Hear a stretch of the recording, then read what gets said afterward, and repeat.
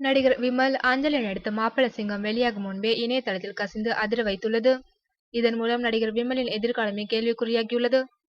புதுமுகம் என். ராஜசேகர் இயக்கத்தில் வெளிவரப்போகும் படம் மாப்பிள சிங்கம். 2014இல் ஆரம்பிக்கப்பட்ட இந்த படம் இந்த ஆண்டு மார்ச் மாதம் வெளியாவதாக அறிவிக்கப்பட்டது.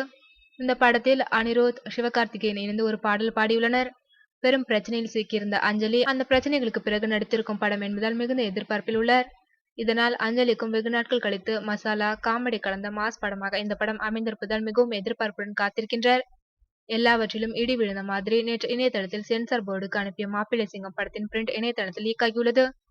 அந்த படம் சென்சார் போர்டுக்கு அனுப்பும் பிரதியில் இருக்கும் டைமர் எல்லாம் அப்படியே பதிவாகியுள்ளது. இதற்கு முன் சரத்குமார் நடித்த ஜக்குபாய் படம் இதே போலதான் இணையதளத்தில் வெளியாகி பெரும் சர்ச்சையை கிளப்பியது. அடுத்து சமீபத்தில் வெளியான சேதுபதி படமும் வெளியான அன்றே இணையதளங்களிலும் ரிலீஸ் ஆனது.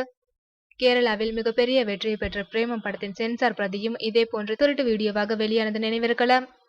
திருட்டு வீடியோ எப்படி வெளியாகிறது என்று திரையுலகில் உள்ள அத்தனை பேருக்கும் தெரியும்.